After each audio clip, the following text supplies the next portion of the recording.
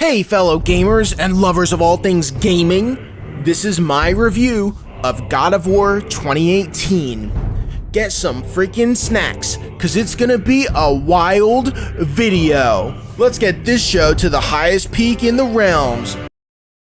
God of War 2018 is not as good as everyone likes to say it is all the time. I see it all the time. It's just not that good, guys.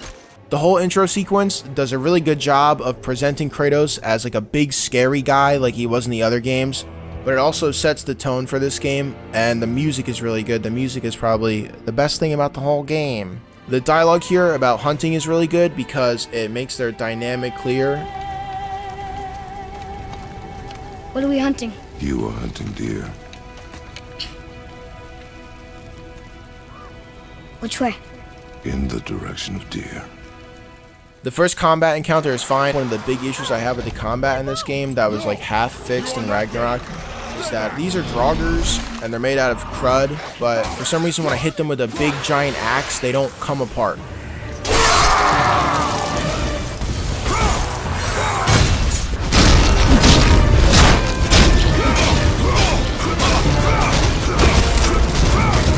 There's very little dismemberment in this game and very few unique animations. After that, you enter this room and one of the most half-baked, underwhelming story beats ever plays out. Now! The Hellwalkers? They're untouched. Look! Someone start the fires! Sigmund, your knives! So many days without meat. Meat? Wait, us? Behind me. You fight the only human enemies in the entire game in this shitty-ass fight with no dismemberment and hardly any blood. Also, when you kill them, they all do this animation where their arm sticks out and then they fall down.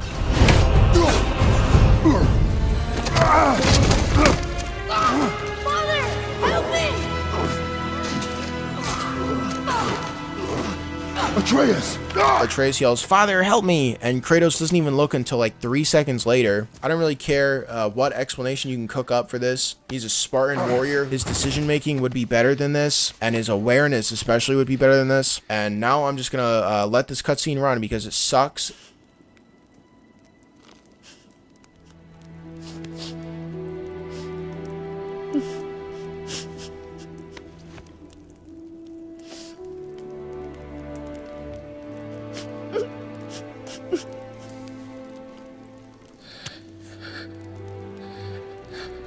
Close your heart to it. Come then. We have a long journey. Time to fight all the enemies you just killed, but in bad guy form number 2. Look out! Whoa! Look outie! Oh my god! This part. You are in your head, boy. Let it go. He would have killed you. I know, I had to do it. Should have followed the big moment cutscene, not throwing the axe at some cannon fodder. Anyways, time to continue our journey. Stay calm, boy! I am! This is great!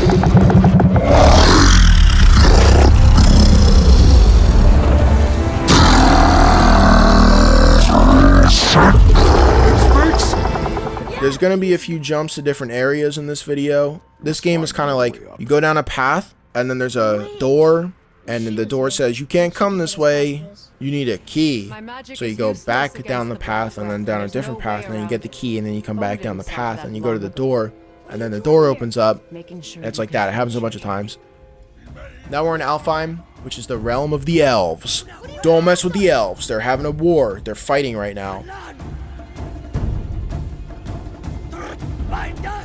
It's sad the elves can't work things out. Alfheim's such a beautiful place, but war makes it ugly. Alfheim's such a beautiful place, but war makes it ugly. Alfheim's such a beautiful place, but war makes it ugly. Kratos goes into this light, which is in like the soul pool in the big tree. And he has a nice little like flashback sequence where he hears his wife's voice and he kind of like wigs out. But I'm going to let it play beyond the cutscene so that you can see what happens after it that makes it despicable. No! No! What have you done? Why did you do that? I saved saved you! You were trapped in there! I waited and I waited, but you wouldn't come out! So I pulled you out! Boy! I was gone only...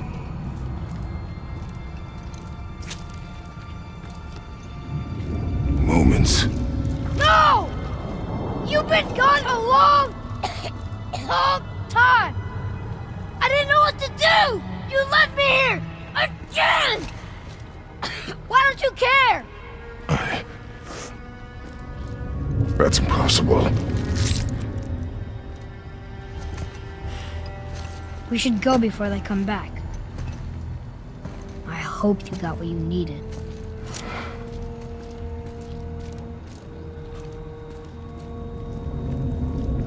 Yes. Look, there's our exit. But there's no light to make a bridge. We're trapped, and the witch's bowstring is useless. This is catastrophic. This problem in writing plagues the whole game and other games like it. You'll have a big dramatic moment in a cutscene, but then the gameplay following it doesn't reflect the moment at all. This is the first big argument that Kratos and Atreus get into. In theory, this should be a huge character moment that ripples throughout the next 10 minutes of gameplay at least in some way or another. But as you can see, it actually has no effect on the characters at all because Atreus is already giving you gameplay dialogue prompts. Let's see how The Last of Us, a game from 2013 and a very clear influence for this game, handles something very similar. After Joel and Ellie get into an argument, I'm glad I didn't get my head blown off by a goddamn kid. You know what? No. How about, hey, Ellie, I know it wasn't easy, but it was either him or me. Thanks for saving my ass. their argument influences the next small section of the game, and not only just their dialogue. We need to get back out, find that bridge. I hate this crap. That's a backdrop. People would take their pictures in front of it. Yeah, I know what it is. All right. Damn, this is harder than I thought. Hey, how about a hand? You sure you can trust me with that? Ellie. But also Ellie's body language. In this section, she's coded to stand farther away from Joel and to cross her arms in a meek kind of way. Joel and Ellie's argument has not only an immediate consequence on their actions, but a long-term consequence in their relationship, as shown in the following cutscene when Joel trusts her with a rifle and basically apologizes. And just so we're clear about back there, it was either him or me.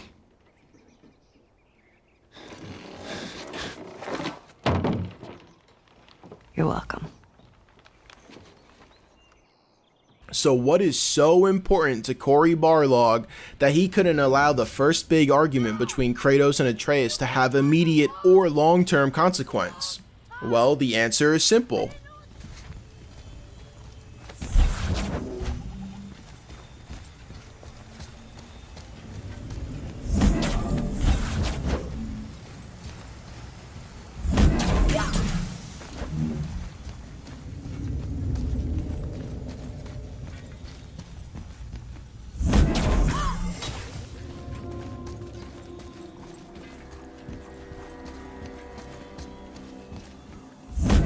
You have to carry a big blue rock more than once, while the characters don't even talk to each other. I mentioned earlier that this scene with the human enemies gets interrupted by a Draugr fight. This is the same kind of issue. A strong moment in an important cutscene that's sidelined for the sake of meaningless busywork. It weakens the story and its presentation in this game significantly.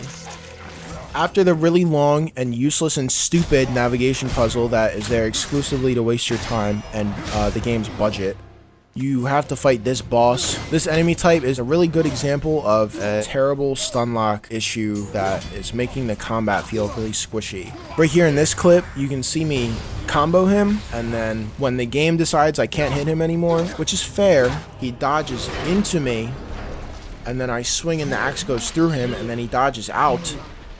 And then he dodges 2 more times into this corner, and then he goes up into the air to trigger his attack like he was supposed to the first time. All he had to do was use his staff and stop my axe. Chris going, ooh, and just taking a moment, like half a second, just enough time for one good dodge. And it would have made it feel like there was a fight. But instead he just The combat has very little weight behind it. After this pretty terrible section of the game is a really good cutscene here where Kratos and Atreus talk about how they grieve. In the light, I felt only moments pass.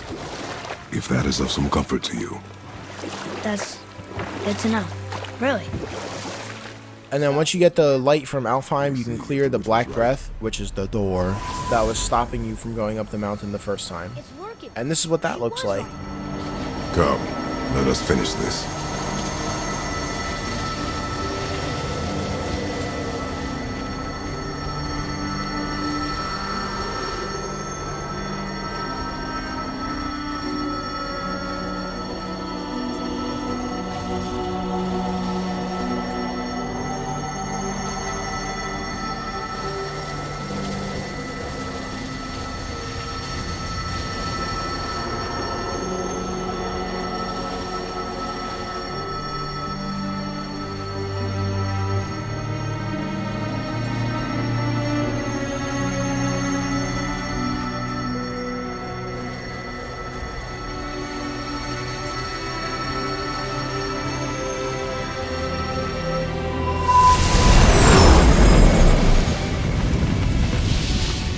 After you get into the mountain and do a really terrible puzzle thing with a crane, it's followed by another big issue I have with this game, which is standing in a room and fighting waves of enemies!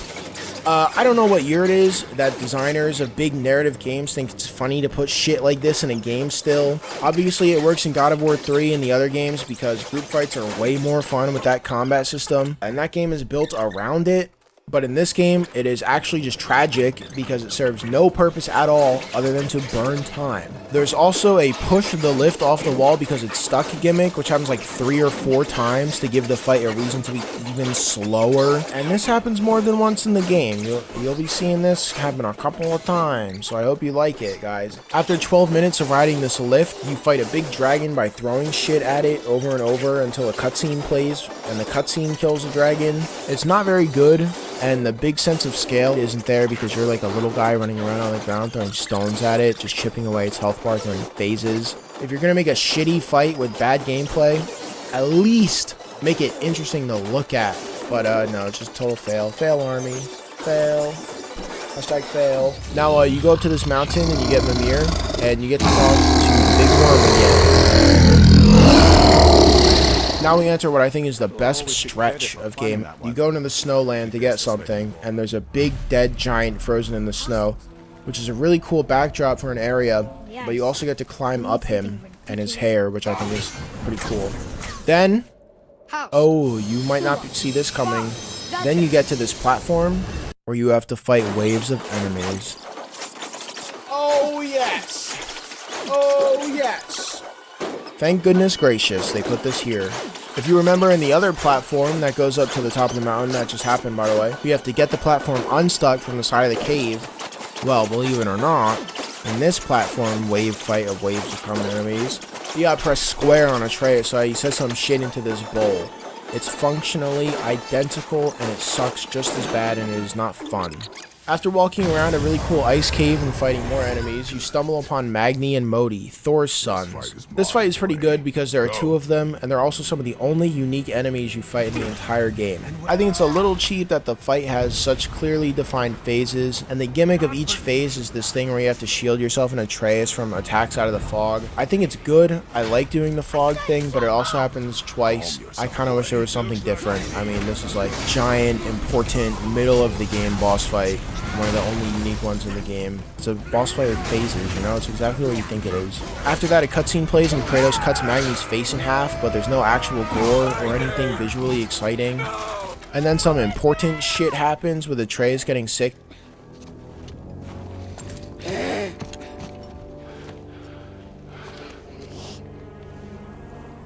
Sickness. Fever has returned. No! It hasn't. Roy!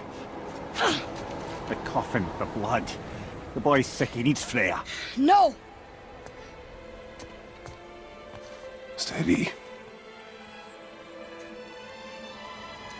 I'll be alright. So you walk out of there, and then some more bullshit awaits you This wall you boost Atreus up is the exit to the level. This wall made out of planks sure does look climbable. Sure does look climbable. Anyways, let's do this very easy but very overlong navigation puzzle now. Atreus is sick.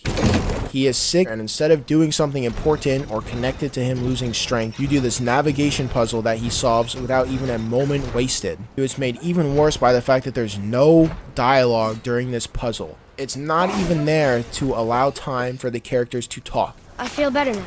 I just needed to catch my breath. Oh, okay, that explains it then. That actually makes the puzzle all better. Actually, he was catching his breath. Let's get to the very next scene after we rode the boat.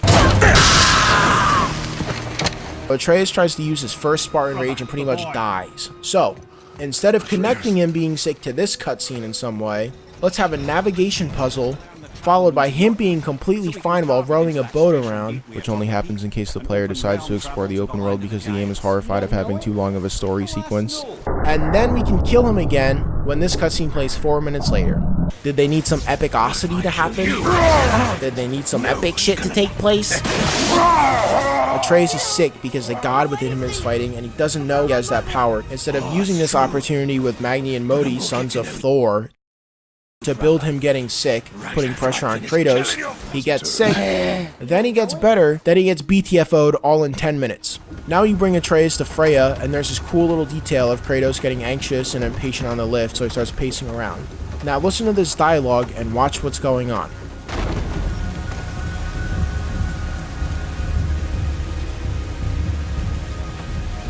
The fever burns hotter.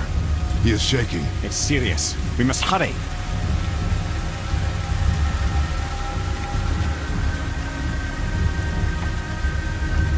Well, surely he's not going to hurry up to the door as soon as you hit the cutscene trigger, right? I mean, he walked all this way. Freya! Open the door! We need your help! Okay, so now Freya takes Atreus because she's a god witch. She can cook him up some soup. And Kratos has to get the Blades of Chaos from the other games and go into Helheim to get a special soup ingredient that'll make Atreus all better with the soup. So we get into this boat, and this is probably the first moment in the game where the game just allows itself to breathe. Kratos sits in this boat, and it floats down the river, and the lightning and the thunder and the atmosphere, because you just killed the shit out of Thor's son, and you beat up his other son, and it was cool. So yeah, it was cool. Good stuff, guys. Good atmosphere in the scene. Thanks for letting the story breathe. Hey, wait a minute. Don't you want to punch a bunch of common enemies? Don't you want to punch? So we get to his house after riding in the boat, and now it's time to punch again. This is such a heightened moment in the story. Just let me walk into the house and get the blades, dude. Let me spend a moment stewing. And I've seen the argument made that these common enemies are here because it's one of the last times you're going to be using the axe to fight a group of enemies. But these are enemies that you can only punch because they're ice type.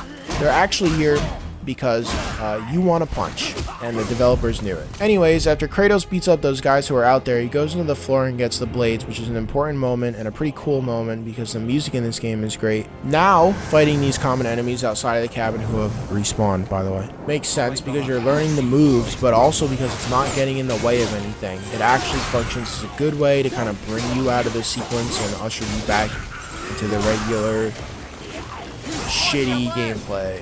Helheim is cool because there's a giant bird, and Helheim also sucks really bad because for the last 20 minutes they've been talking about the horrible murdering Helheim bridge warden who will smash your head in, but then you get there and you see him and it's a common enemy, and the fight kind of sucks because it's another like move left or right depending on some crystals on the floor. Real exhilarating stuff, guys.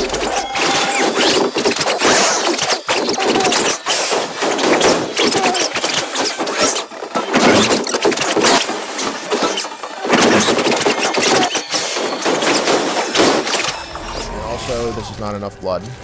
This shot is gas, and it's one of the times the lighting looks really good. It's also cool because Kratos sees Zeus, and it freaks him out enough to have a dialogue ending in Mimir telling him Never go there. And there being the terribleness of Helheim. The Helheim terrible scary. And it's awful, and if you go there, oh man, you're friggin' done for. When you are there, do not under any circumstances cross the Bridge of the Damned. There is no road back. Understand?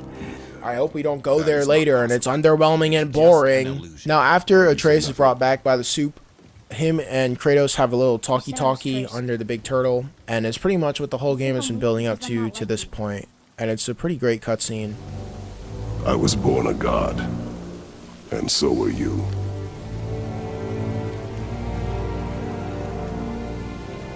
Boy, have you nothing to say?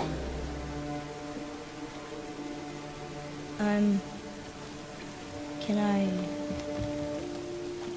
turn into an animal? Can you turn into an animal? No. No, I do not think so. This is also the moment that the game takes a big dump. Up until this point, I was kind of like griping and like bitching about like little shit. Like it's important and it sucks pretty bad, but it's functional for a game. But right here, the game actually just eats shit and dies. And it all hinges on a big character inconsistency from Kratos, who is the main character and should be consistent. So let's keep going, guys. Right off the bat, after learning that he's a god, Atreus is acting like a shithead immediately. So Mimir tries to kind of step in, shut it down. I wish I'd known I was a god in Alfheim. I wouldn't have felt so bad about killing so many elves. Well, I'm not sure that's the lesson. You've done nothing to regret. The elves forced their affairs upon us. No, I get it now. We had god things to do, and they were in the way, dragging us into their little problems. Again, are we just leaving that there? I mean, just knowing we're gods makes me feel so much stronger. Maybe you feel a little too good right now. With power comes a big choice, lad. And Kratos says nothing. In this cutscene, Atreus is a shithead to Mimir. You only killed those deserving, right?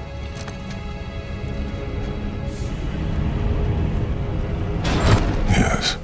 Ah, but who's worthy enough to judge? Quiet head, we are. We know better. Uh-huh. Mimir is the smartest person in all the realms, by the way. We go where we want, we do what we want, and now we're gonna go see the giants. Aye. Having learned And now we get to Sindri, and Atreus is the most horrible piece of shit ever in history out of nowhere. Ah! Oh, don't go anywhere. Be with you in 2 shakes. Father, can I tell him? No. Tell me what? Did you put this wheel in your mouth? Oh, God. I'll vomit. I'm not kidding. I'll throw up on it. It is nothing. A family matter. Oh. Oh. I can tell you a thing or two about family matters. Let me guess. Your brother isn't as talented as you, and his work is junk. Those things are accurate. Your point? It's all you ever talk about, over and over. Do something about it or shut up already. I see.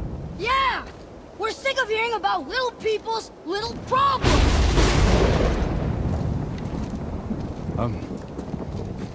All right. That hurt a little. Let's have a look at your gear then. Why did you speak to the dwarf like that? Aren't you sick of hearing about him and his brother? Of course. But it serves nothing to make an enemy of him. He should know the truth, even if it hurts. It was needless and unkind. Truth is more important than kindness. Your mother would disagree. She wasn't a god. Why don't you let me carry her up from here? No. Why not? We're almost there. You know I can handle it. Can you? After the way you spoke of her, I question that. What? That she wasn't a god? She was better than a god. And you shall not dishonor her. Fine. I mean, if you knew all along that we were gods, why come up with this story about Odin trying to follow us to Jotunheim before we get there or whatever? Isn't it a lot simpler if they want us dead because we're gods? And they think we're a threat? I suppose we can't rule it out. But Odin's ways are subtle and his purposes are... Enough about Odin and his whole stupid family. Odin's right. We are a threat. Because we know what they are and we know we can beat them. Well, not all of them. Not yet. Magni did his worst, and he's dead. They're no better than us, and they're gonna be sorry they picked this fight. Now Modi shows up, and he's hurt. say something. That's what I said to your mother. Kratos, you better do something. Right before I gave it to her. Alright, Kratos, time to say something. What are you doing? This is a much better knife than Mother's.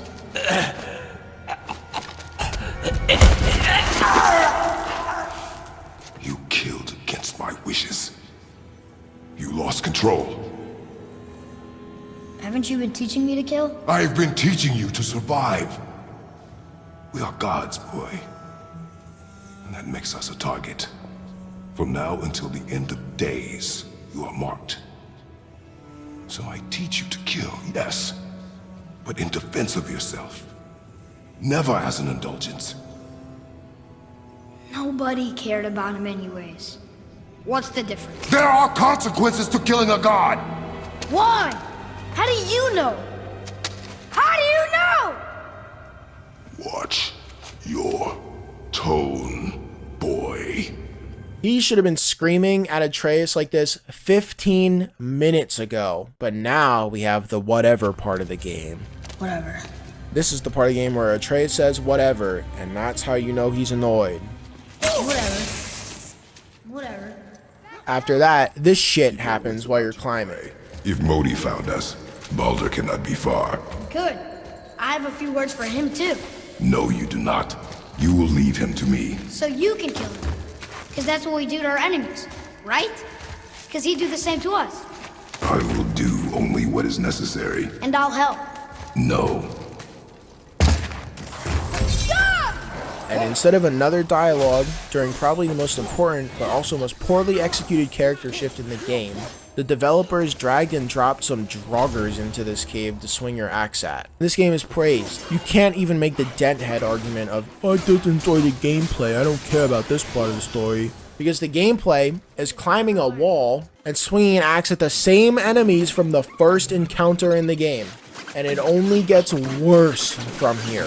It could literally stop right now if Kratos said something. If he said something, the whole thing would stop. Have you forgotten your training? Oh. Are you talking to me?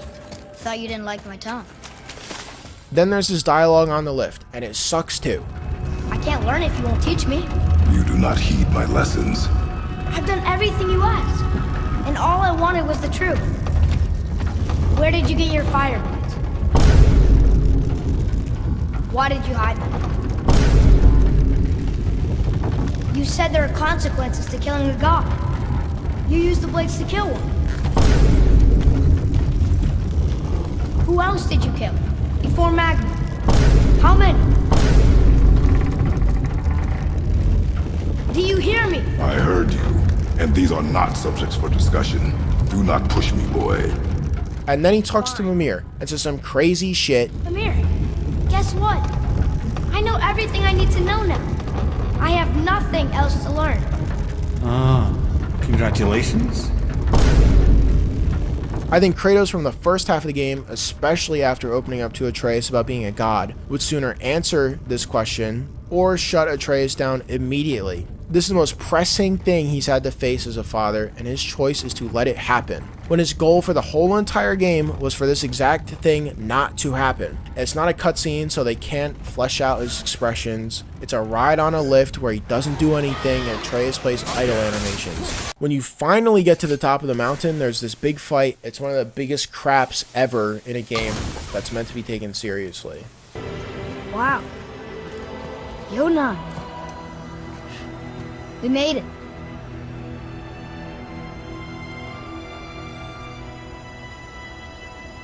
Beautiful, isn't it? Why, I remember once... Brother, look out! Miss me?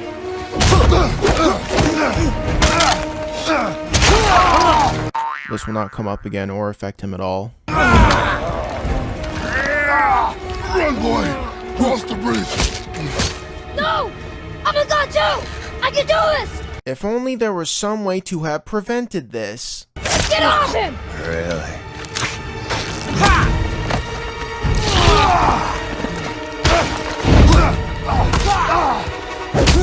Baldur, let him go! Take me instead, I'll do whatever you... Shut up! All this time I thought I needed you! You're just meat. Turns out the boy is the brains.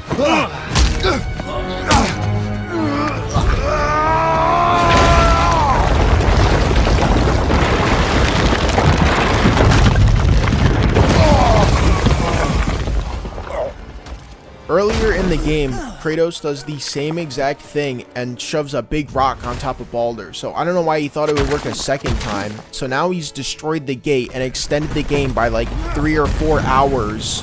I have to believe that Kratos is dumb to believe that he would do the same thing a second time when it didn't work the first time, which I don't think is the point they're trying to make. No! You broke the gate! That was our only way to Jotunheim! Stupid son of a bitch! Get out of here, boy. Yes, by all means, Junior, run away. Let Daddy do all the heavy lifting for you. Right here when Kratos shoves Atreus, he screams in pain from his side.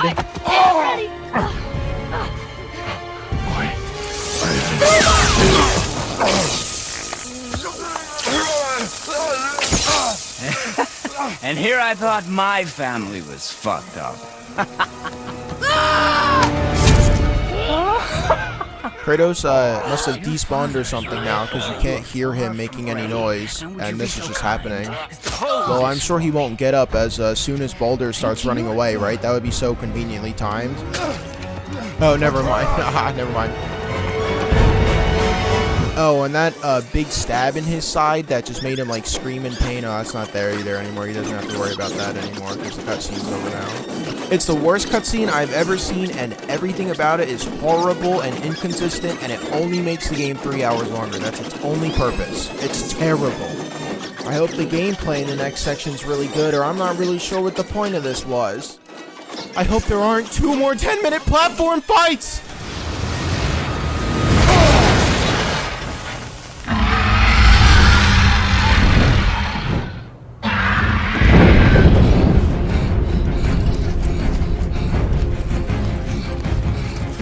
Oh yeah!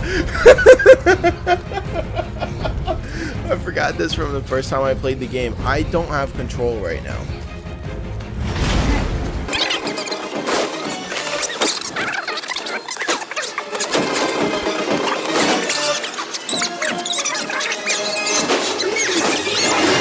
Boy. Stay still.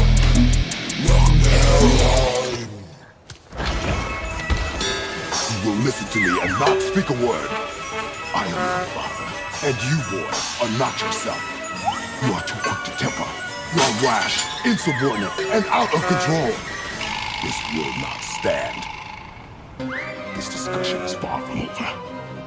We are here because of you, boy. Never forget that. Not here. Yeah. We must keep moving. Oh, you guys are gonna recognize this one. Remember earlier on that lift when we had to fight waves of enemies and push the lift off the sides of the cave wall, and then after that when we had to fight waves of enemies and tell the train the square button and well, here's an exciting part of the game where you have to fight waves of common enemies and push anchors off this boat you're using to get out of Helheim. Why not make the boat move faster? No! Enjoy fighting these common enemies, gamers. This is what you wanted, right? Probably. It's probably what gamers wanted. It's probably what they wanted. This is also the area of Helheim now that Mimir previously said to stay out of. The terrible, scary place. Never go there. Understand?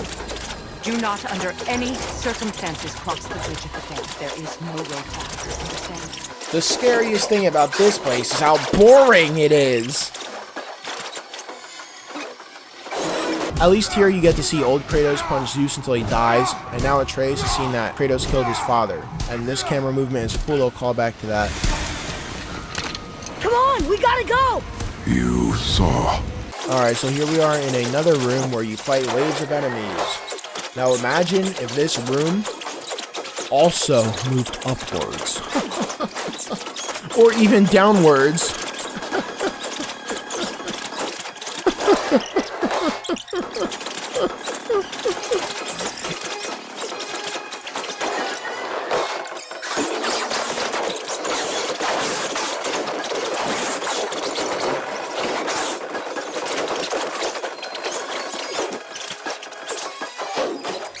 After this and a little other thing is the end of the game. You do a cool boss fight with Baldur, and even though he also has the anti-stun issue that's all over the place in this game, it's still visually interesting. Unfortunately, in the last cutscene in the whole game, they forgot to give Baldur a shadow. Kratos snaps Baldur's neck so Baldur can't kill Freya, and Freya gets pissed off. Now you go to Jotunheim and spread your wife's ashes and see a mural that says Kratos is going to die in Atreus' arms.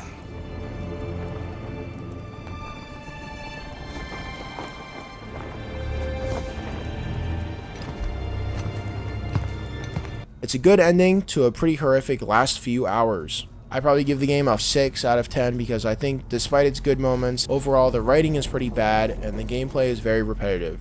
It's an average game. I don't really think I have anything else to say about it. That's a pretty beat by beat breakdown of some of the worst writing that's ever been praised. Alright everyone, we reached the top of the mountain and we spread the ashes. Thanks for watching my video on God of War. Remember to smash that like button. Next up, we're talking about HBO's The Last of Us.